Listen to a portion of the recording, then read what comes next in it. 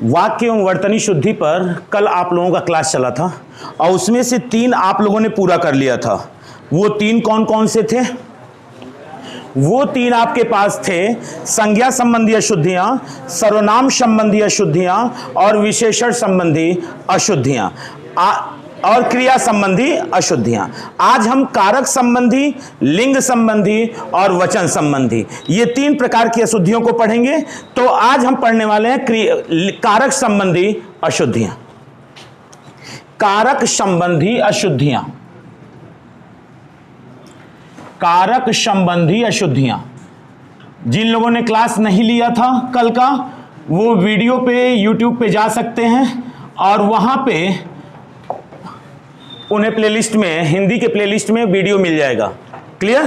तो आते हैं हम कारक संबंधी अशुद्धियों पे। तो हिंदी में कारक के प्रयोग की अपनी मौलिकता है और कारक चिन्ह के प्रयोग में विविधता पाई जाती है। अगर हम देखें तो कर्ता कारक, कारक में पहला हम पढ़ने वाले हैं कर्ता कारक अशुद्धि। कर्ता कारक की यानी कर्ता कारक में कौन कौन सी अशुद्धि पाई जाती है। तो आपको हम उदाहरण देते जाएंगे, आप उसे सॉल्व करते जाएंगे क्योंकि एक प्रश्नोत्तरी है ये। और जितना ज्यादा अभ्यास होता है वाक्य और वर्तनी शुद्धि उतनी ही हमारी अटल होती है, अन्यथा गलतियां होनी स्वाभाविक हो जाती हैं।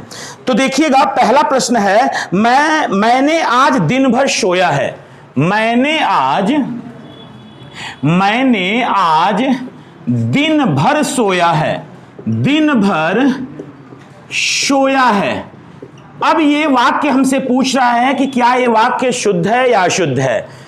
तो ये वाक्य क्या है? शुद्ध है। मैं आज दिन भर सोया हूं, ठीक है। मैंने आज दिन भर सोया है, कर्ता ने। कर्ता का जो चिन्ह होता है वो क्या होता है? ने होता है। तो विभक्ति में अगर हम देखें तो कर्ता ने और ने के बदले, यानी इसका मतलब यहां पर हमें अशुद्धि मिल रही है और हम तुरंत कह सकते हैं कि अशुद्धि कारक संबंधी अशुद्धि है और उस कारक संबंधी अशुद्धि में भी कर्ता कारक संबंधी अशुद्धि इसमें है। अब आपसे पूछा जा रहा है कि इसका सही क्या होगा। तो आप कह सकते हैं कि अपने ही बारे में तो कह रहा है ना। तो आज दिन भर सोया हूं, आज दिन भर, इसका सही वाक्य होगा आज दिन भर सोया हूं। सोया हूं यानी इसका मतलब हो गया कि यहां पर मैंने लगाने की जरूरत नहीं थी।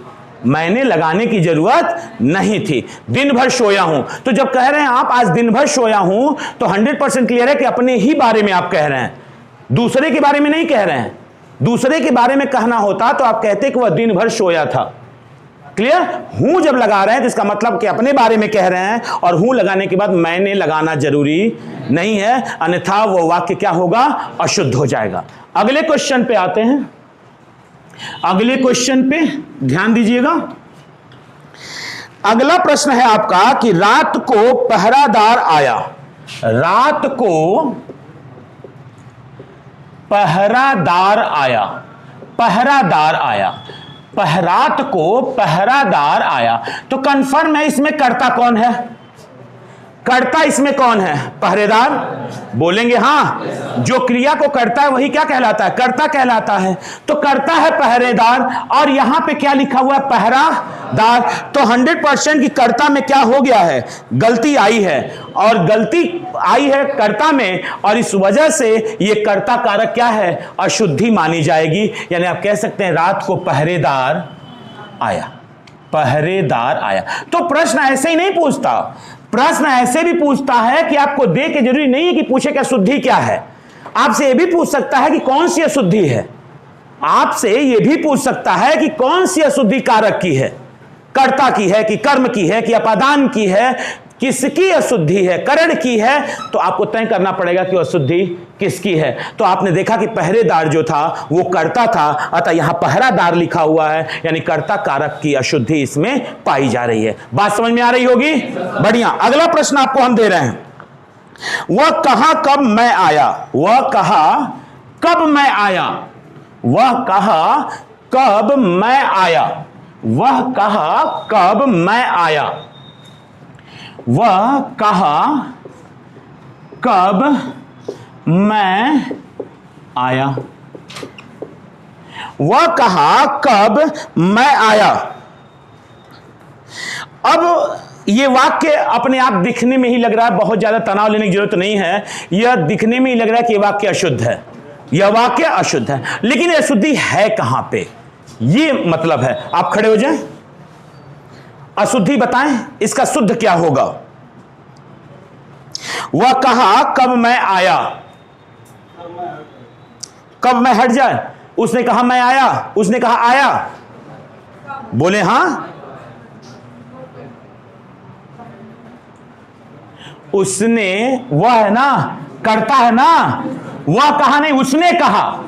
किसने कहा, उसने कहा कब मैं आया, कब मैं आया कह ही नहीं सकता, क्योंकि जब आप आए हैं तो आपको पता होगा, और जब वही कह रहा है तो कब का तो लगा ही नहीं सकता, क्योंकि कब मैं आया कहने पर यहां पे प्रश्नवाचक चिन्ह भी देना पड़ेगा।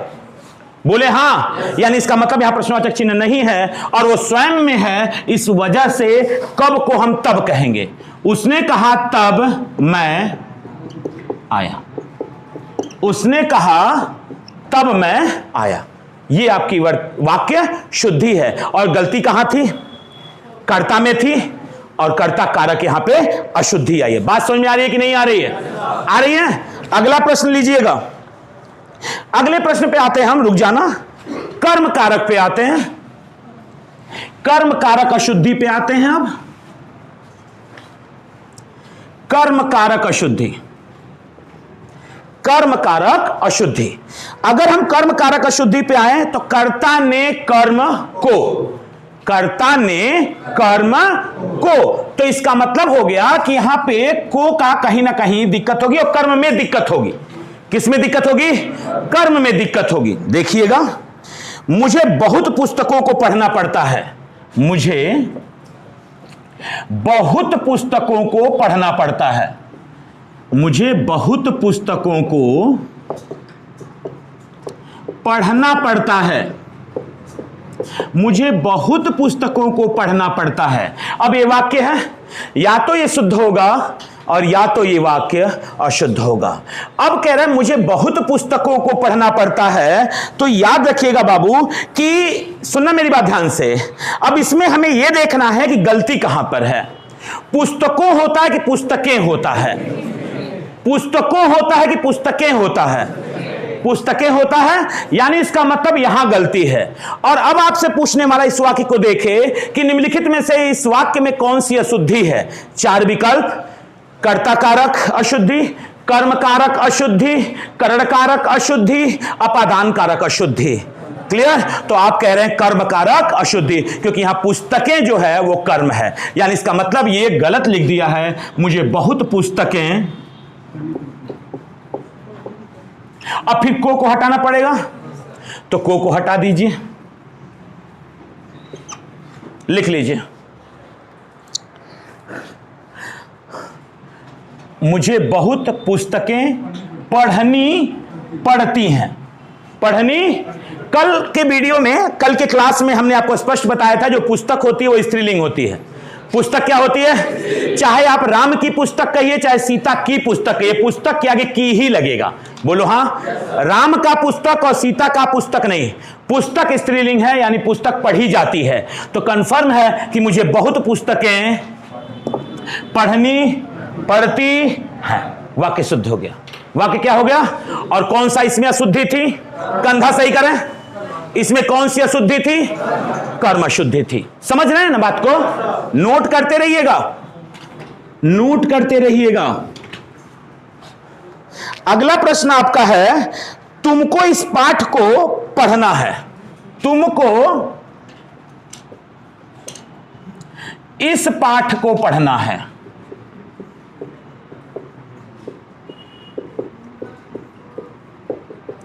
तुमको इस पाठ को पढ़ना है। एक बात याद रखिएगा बाबू, अगर को लगा हुआ है और कर्म में कहीं दिक्कत है तो हमें जहां को लगा हुआ है उसके ठीक पहले जो कर्म लगा हुआ है उसको खंगालना पड़ेगा। क्या करना पड़ेगा, खंगालना पड़ेगा। तुमको इस पाठ को पढ़ना है या तुम्हें इस पाठ को पढ़ना है, तुम्हें इस, कंफर्म है को लगा हुआ है, तो ये कौन सा कारक है, तुम क्या है, यानी कर्म कारक में जा रहा है को लेके। कर्ता ने कर्म को, यानी को लगाने में दिक्कत है, तो आपका होगा तुम्हें इस पाठ को पढ़ना है। बोले हां, कोई दिक्कत? अगले प्रश्न पे आएंगे आप। अगले प्रश्न पे, उसने आमेर को देखा। उसने आमेर को देखा। अच्छा मेरी बात ध्यान से सुनना बाबू, ध्यान से, बहुत ध्यान से। उसने आमेर को देखा। अच्छा रुक जाओ रुक जाओ रुक जाओ रुक जाओ।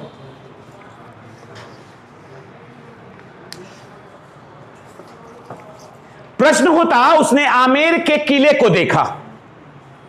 उसने आमेर के किले को, क्या आमेर कोई पॉइंट है? किला को तो देखा जा सकता है। बड़हलगंज आएंगे आप, बड़हलगंज को देख नहीं सकते आप। बोलेंगे हाँ या ना? आप यहां पे आमेर देखा, हां आमेर का किला देखा, किले को देखा, यानी इसका मतलब कर्ता ने कर्म, बोलो से, कर्ता ने कर्म को, यानी यहां पे दिक्कत है और हमें लिखना होगा उसने आमेर देखा। क्या देखा? हाँ उसने आमेर देखा, उसने आमेर देखा। क्लियर? बढ़िया। अगले प्रश्न पे आते हैं हम। उसको तो समझ में आता नहीं, उसको तो समझ में आता नहीं,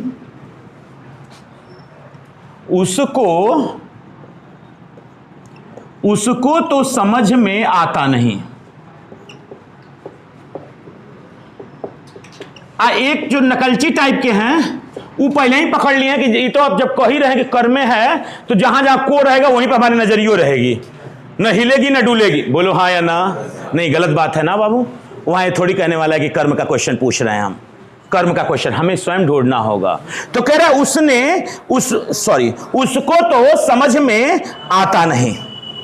क्लियर? तो उसको क्या होता है? उसे तो समझ में आता नहीं, उसे तो और बाकी वही रहेगा। उसे तो समझ में आता नहीं, उसे तो समझ में आता नहीं। अच्छा अगला देखिएगा, इस पाठ को पढ़ो। इस पाठ को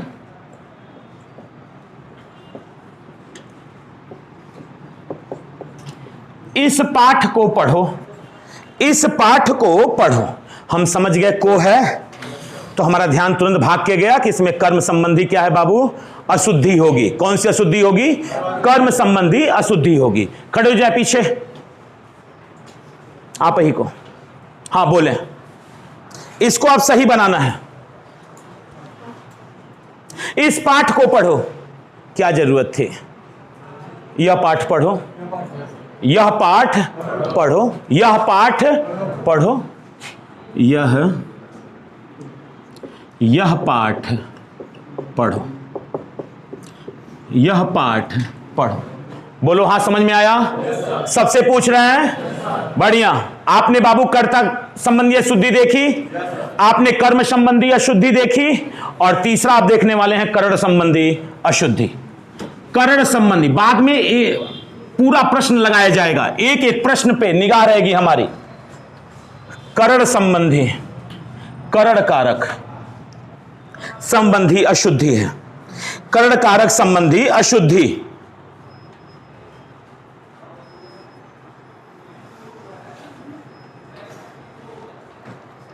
सुनना। अब करण क्या है?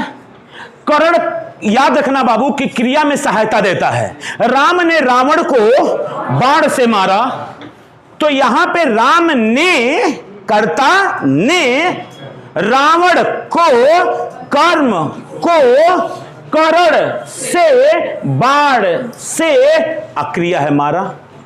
क्रिया का है मारा, यानी क्रिया का साधन क्या है? बोल। बाण। क्रिया का किस हाथ से मारा? जूता चप्पल से। किससे मारा?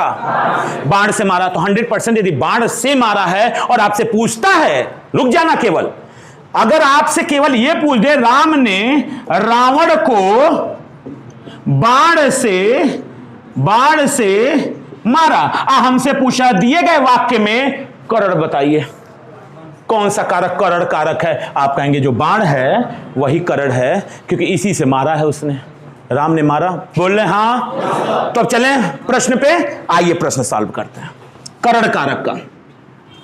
करण कारक का प्रश्न सॉल्व करते हैं। पहला प्रश्न है बिहारी सतशई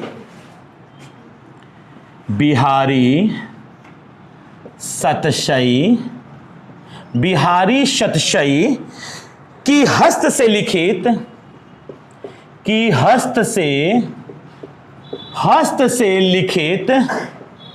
बिहारी सतशई की हस्त से लिखित प्रति सुरक्षित है। बिहारी सतशई की हस्त से लिखित प्रति, हे भैया, कर्ता ने कर्म को करण से, देख बाबू कहां से है? हस्त से। तो कहा हथवे से लिखा जाता है, कहीं पैरे से थोड़ी लिखा जाता है। किससे लिखा जाता है? हाथ से लिखा जाता है ना। तो हस्त से लिखित को कहते हैं हस्तलिखित। हस्त से लिखित को क्या कहते हैं? तो यहां गड़बड़ी मिल गई हमें, क्योंकि करण में गड़बड़ी थी, जहां से था। अब वो यहां को ढूंढ रहे थे, हुकारी भर और ओकरे पहलुआ कर्ता में को ढूंढ रहे थे। आज जब कर्म में आए थे, कर्ता में ने को ढूंढ रहे थे, कर्म में किसको ढूंढ रहे थे? को ढूंढ रहे थे। आप करण में किसको ढूंढ रहे हो? से को ढूंढ रहे हैं। करण में किसको ढूंढ रहे हैं? से। अब बाबू हस्तलिखित केवल यहां बना देना है, बना लीजिए हस्तलिखित प्रति सुरक्षित है। हस्तलिखित प्रति सुरक्षित है।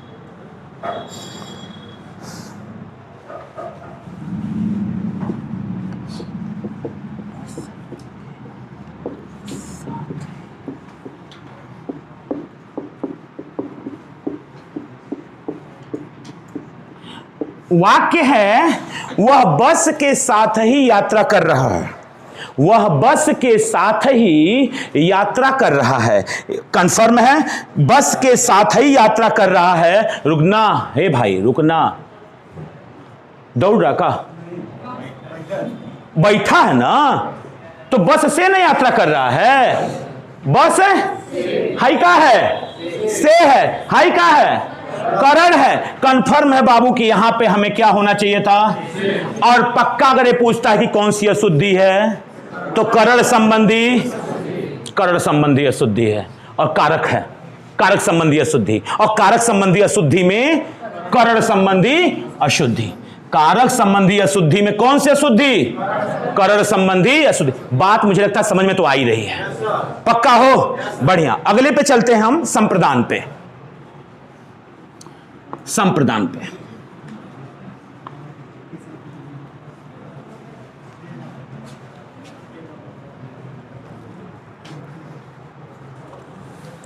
संप्रदान कारक संबंधी अशुद्धि देख लेते हैं। संप्रदान कारक संबंधी अशुद्धि देख लेते हैं हम। आइएगा, संप्रदान में क्या होता है? के। अच्छा चले, के लिए होता है, लेकिन जरूरी नहीं है कि के लिए हो। को भी अर्थ के लिए का दे सकता है। बोलो हाँ?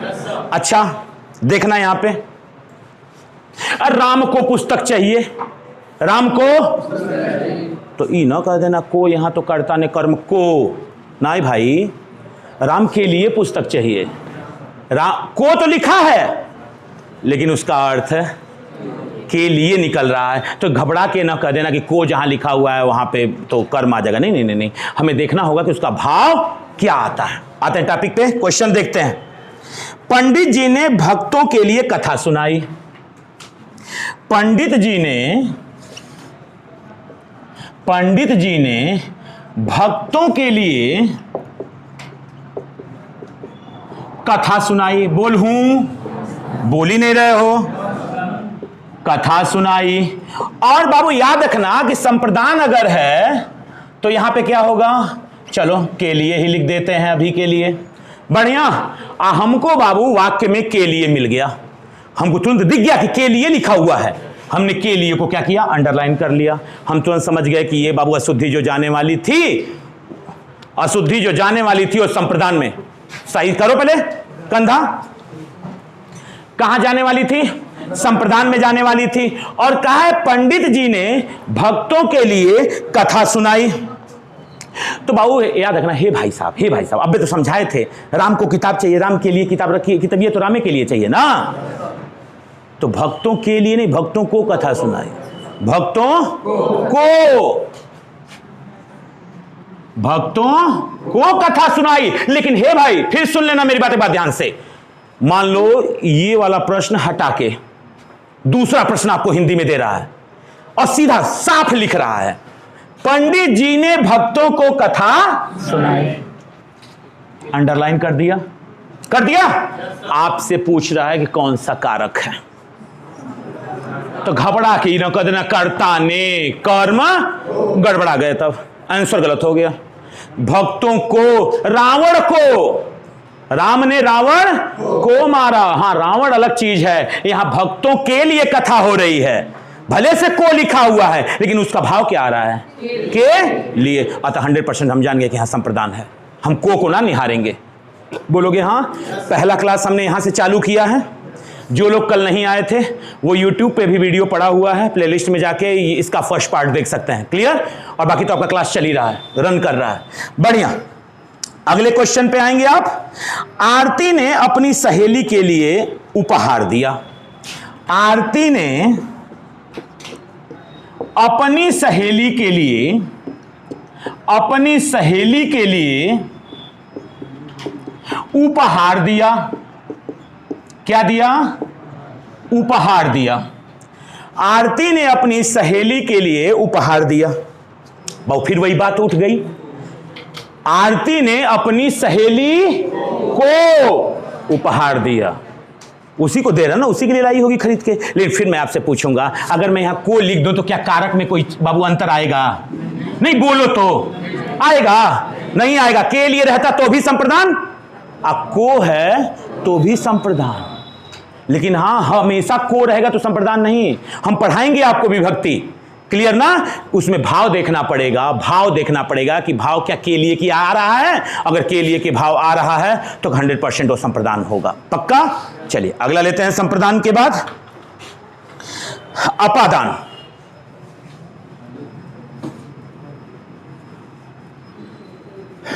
अपादान, अपादान कारक जो होता है बाबू, उसमें अपाय शब्द जुड़ा होता है। अपाय माने में होता है अलगाव। अपाय का मतलब क्या होता है? अपाय का मतलब अलगाव से लिया जाता है। यह भी से का देता है, से ही देता है, लेकिन अलगाव के अर्थ में देता है। किसके अर्थ में? अलगाव के अर्थ में। घबराना मत, मैं अशुद्धि पढ़ा रहा हूं, क्योंकि कारक संबंधी अशुद्धियां भी होती हैं और यही कारण है कि हमें पढ़ाना पड़ रहा है पहले, क्लियर। उसके बाद हम वर्णमाला पे पहुंचेंगे, पक्का, जब हम वाक्य और वर्तनीय अशुद्धियां क्लियर करा लेंगे आपका। यानी अपादान कारक। अपादान में आपने जान लिया, वृक्ष पतित, वृक्ष से पतित, यानी वृक्ष को पत्ता क्या कर चुका है? छोड़ चुका है। बोलो हां। तो 100% बाबू अलगाव हो चुका है, और जहां अलगाव होता है वहां पे अपादान कारक होता है। तो देखें बाबू, ये क्वेश्चन आप सॉल्व करें। वह शहर का कपड़ा लाकर बेचता है। वह शहर का कपड़ा लाकर बेचता है।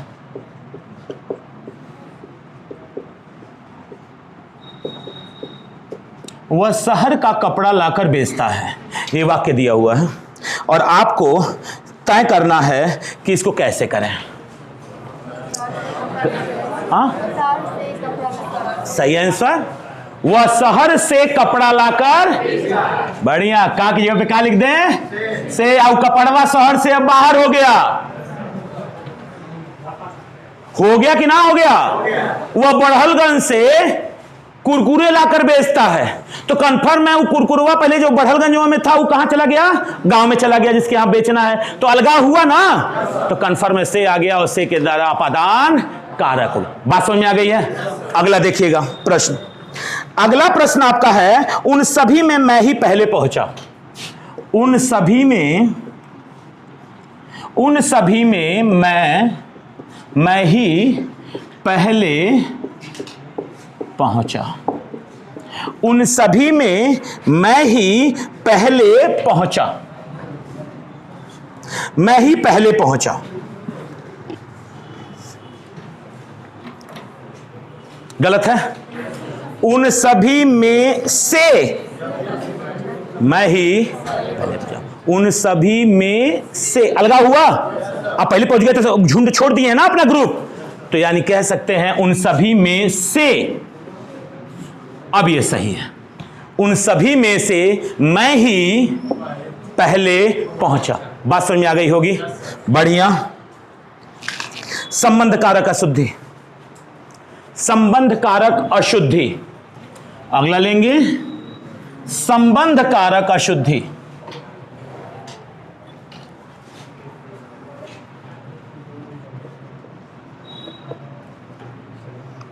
का, के, की, ना, ने, नी, ना। बढ़िया। तो यानी का, के, की लगता है संबंध कारक में। पक्का है। बढ़िया। क्वेश्चन देखते हैं। यह पानी का कुआं कैसे सूख गया? यह पानी का कुआं, यह पानी का कुआं, यह पानी का कुआं कैसे सूख गया? यह पानी का कुआं कैसे सूख गया? यह पानी का कुआं कैसे सूख गया? कहीं ऐसे बैठी हो? हाँ, ताकत लगाओ। यह पानी का कुआं कैसे सूख गया। अब हमसे पूछ रहा है कौन सी अशुद्धि, या ये अशुद्धि है तो इसको शुद्ध कैसे करें।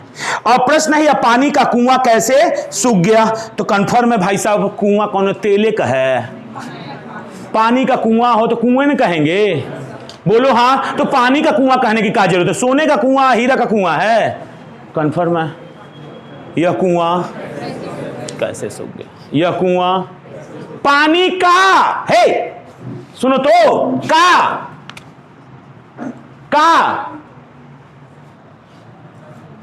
संबंध कारक। कुआं पानी का ही होता है ना। लिख लेना, यह कुआं कैसे सूख गया। यही सही हो गया। यह कुआं कैसे सूख गया। राधा और कृष्ण का मंदिर प्रसिद्ध है। राधा और कृष्ण, राधा और कृष्ण का मंदिर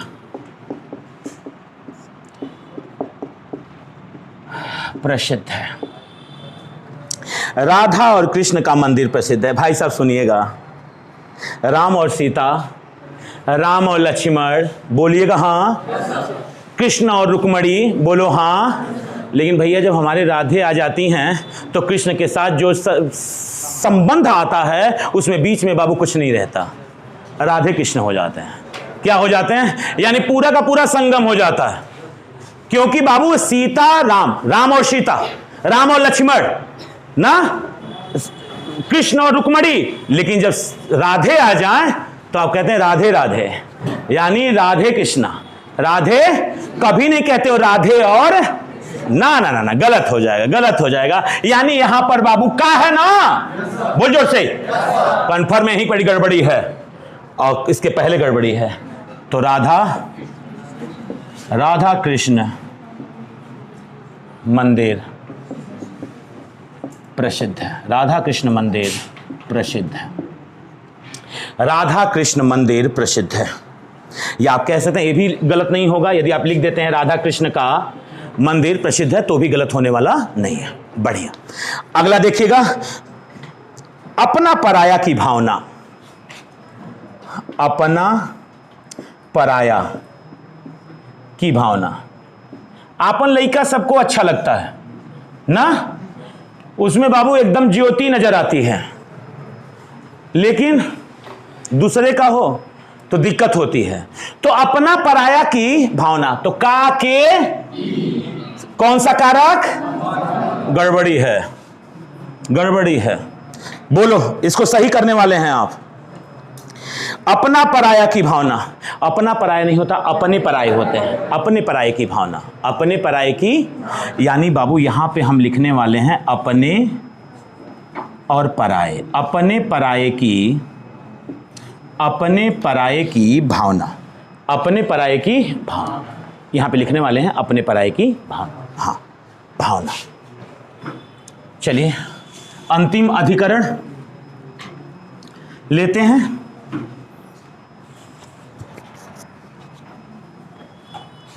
अधिकरण, अधिकरण कारक संबंधी अशुद्धियां, अधिकरण कारक संबंधी अशुद्धियां। इसमें क्या होता है, में और पर, में पर, इस पे चर्चा करेंगे। में पर चर्चा होगी, में पर। हाँ, में पर चर्चा होगी, में पर। बढ़िया। अब आते हैं क्वेश्चन सॉल्व करते हैं। अधिकरण 12 बजने को 10 मिनट हैं। 12 बजने को 10 मिनट हैं।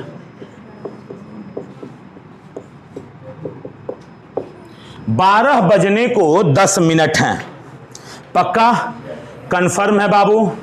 को हम निहारेंगे, गड़बड़ी यहीं पे है। 12 बजने में 10 मिनट है।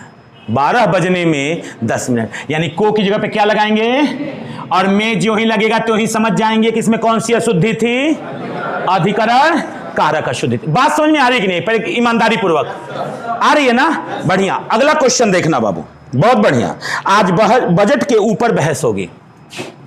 आज बजट के ऊपर बहस होगी।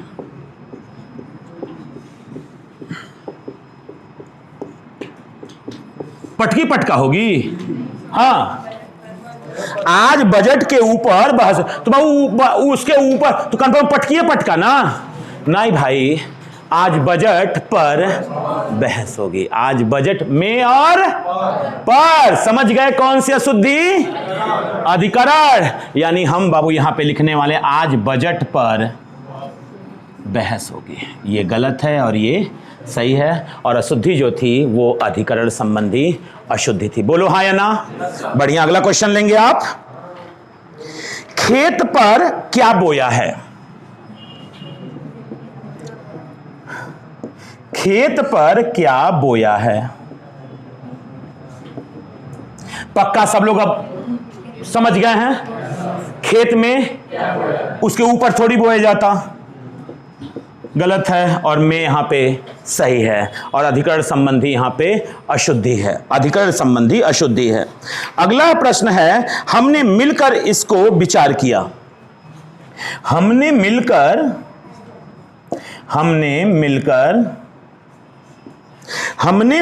इसको विचार किया। हमने मिलकर इसको विचार किया।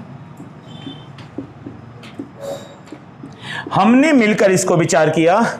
तो आप कह सकते हैं हमने मिलकर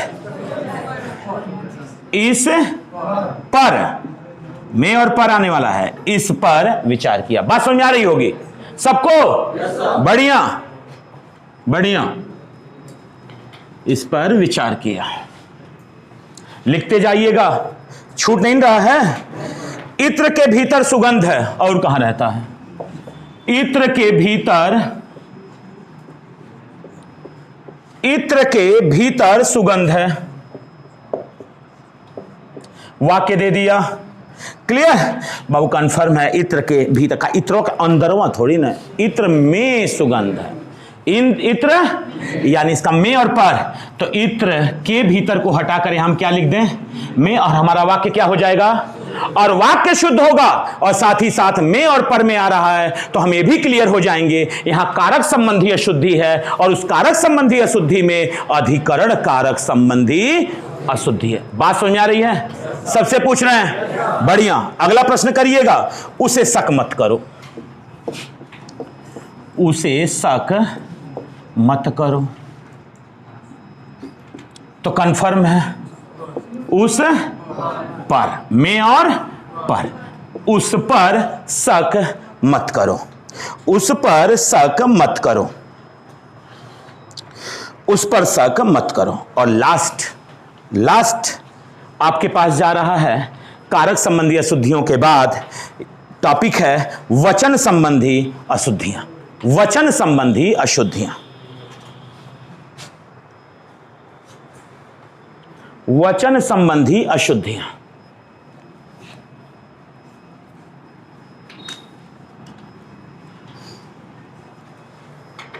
वचन संबंधी अशुद्धियां,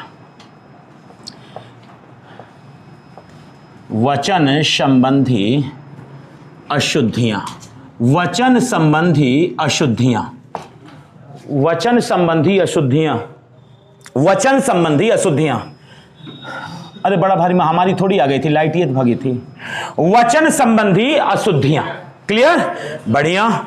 बाबू अगर हम वचन देखें तो हिंदी में वचन भी संज्ञा, सर्वनाम, विशेषण और क्रिया के रूपों को क्या करते हैं, परिवर्तित करते हैं, क्लियर। मानो वचन बहुवचन है, जहां बच्चा लिखना चाहिए था हम बच्चों लिखेंगे, बोले हाँ बाबू। जहां पुस्तक लिखना था वहां हम पुस्तकें लिखेंगे, बोलो हाँ। क्रिया भी प्रभावित हो जाएगी बाबू, अगर एक है तो कहेंगे पढ़ा, और कई है तो कहेंगे पढ़े, बोलो हाँ। यानी वचन बाबू संज्ञा, सर्वनाम, क्रिया, विशेषण सब के सब क्या होंगे, परिवर्तित, बोलोगे हाँ या ना।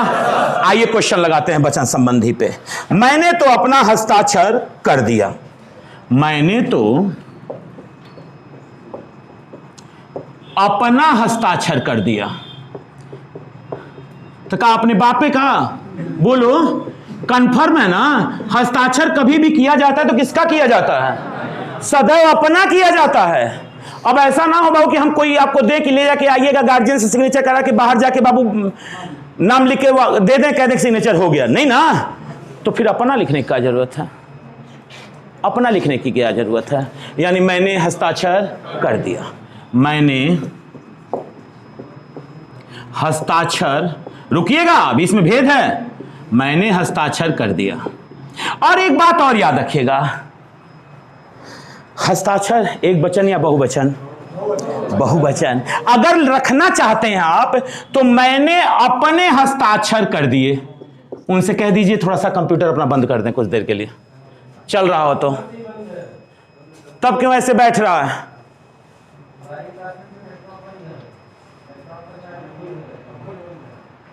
मैंने अपने हस्ताक्षर कर दिए, पक्का। क्योंकि हस्ताक्षर सदैव किस वचन में होता है, सदैव बहुवचन में होता है। तो अपना की जगह पे क्या हो गया, बोलबे ना करें, बहुवचन हो गया, बहुवचन हो गया। अगला प्रश्न, उसकी आंखों से आंसू बह रहा था, उसकी आंखों से आंसू बह रहा था, आंसू बह रहा था, उसकी आंखों से आंसू बह रहा था। तो कंफर्म हो गया बाबू, यहां बनने वाला है उसकी आंखों से आंसू बह, आंसू बहुवचन में जाएगा ना, कि एक टपका, दुई टपका, तीन टपका गिनते नहीं ना हो, आंसू बहुवचन में है। तो बह रहे थे, बह रहे, सही आंसर, बह रहे थे, पक्का हो। सबसे पूछ रहे हैं, बढ़िया। अगला प्रश्न करेंगे आप, वहां सब श्रेणी के लोग उपस्थित हुए, वहां सब श्रेणी के लोग उपस्थित हुए, वहां सब श्रेणी के लोग उपस्थित हुए, वहां सब श्रेणी के लोग, श्रेणी के लोग उपस्थित हुए, वहां सब श्रेणी के लोग उपस्थित हुए। प्रश्न है वहां सब श्रेणी के लोग उपस्थित हुए, बहुत याद रखिएगा, सब श्रेणी, तो कंफर्म है वहां सब श्रेणियों के लोग उपस्थित हुए। और श्रेणी को जब श्रेणियों बनाएंगे तो इसकी जो बाबू दीर्घ है वो ह्रस्व में बदल जाएगा। जैसे श्रेणियों, श्रेणियों के लोग उपस्थित हुए, जैसे सुन लीजिएगा मेरी बात, ये सही है, क्लियर। जैसे बाबू अगर विद्यार्थी लिखेंगे, ध्यान दीजिएगा, अगर विद्यार्थी लिखेंगे तो ऐसे लिखेंगे, लेकिन अगर विद्यार्थी गण लिखेंगे तो यहां पर क्या हो जाएगा, छोटी की मात्रा आ जाएगी, विद्यार्थीगण, विद्यार्थीगण। जैसे मंत्री ऐसे लिखेंगे, बड़ी बाबू, ई की मात्रा, दीर्घ का, लेकिन मंत्री परिषद लिखने जाएंगे तो ये छोटी हो जाएगी। हमेशा याद रखिएगा, वर्तनी शुद्ध है। कहीं मंत्री परिषद में भी थोड़ा बड़ी एक मात्रा दे के गुजर आए तो एग्जामिनेशन में एक नंबर महत्वपूर्ण आपके हाथ से निकल जाएगा। और एक बात और याद रखिएगा कि हिंदी सॉफ्ट टारगेट माना जाता है। 40 का है तो मुझे 40 चाहिए, 30 का है तो मुझे 30 चाहिए, हिंदी 50 की है तो मुझे 50 चाहिए। एक भी प्रश्न हमसे गलत नहीं होना चाहिए। हिंदी सॉफ्ट टारगेट, तभी आप मेरिट लिस्ट में अपना स्थान बना पाएंगे, क्योंकि आप गलत करेंगे और कोई गलत करने वाला नहीं है, तो फिर आप क्यों गलत करेंगे। नोट्स पे टिके रहिए। बढ़िया, अगले बहु प्रश्न पे आते हैं।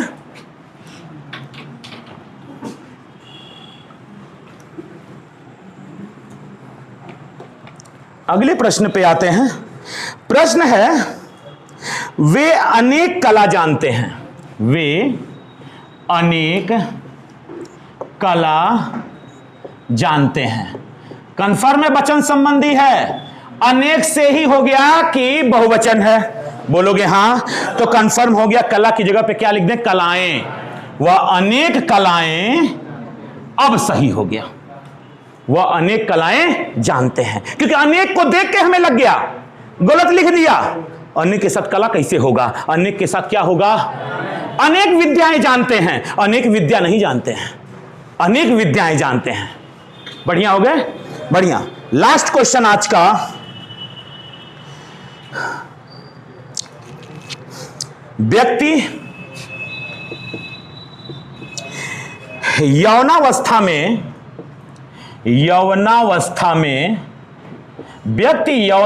में अनेकों भूले करता है।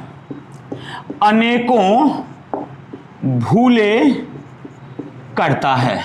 मुझे लगता है पकड़ लिया होगा आप लोगों ने, क्योंकि अनेक अपने आप में बहुवचन है। अनेक अपने आप में, और बहुवचन का कभी बहुवचन, तो कंफर्म है अनेकों की जगह पे क्या लिख दें? अनेक लिख दें, क्योंकि बहुवचन का बहुवचन नहीं होता। व्यक्ति यौनावस्था में अनेक भूलें करता है। अनेक भूलें करता है। बात समझ में आ गई? तो आज आपका अब केवल एक टॉपिक बचेगा, जो एक क्लास में या 2 क्लास में हम पूरे क्वेश्चन आज से 25 साल तक के जितने क्वेश्चन आए हुए हैं वाक्य से, वो सब के सब आपके नोट्स में डलवा देंगे। क्लियर है? और इसके लिए कल का इंतजार करना पड़ेगा। तो बहुत बहुत धन्यवाद।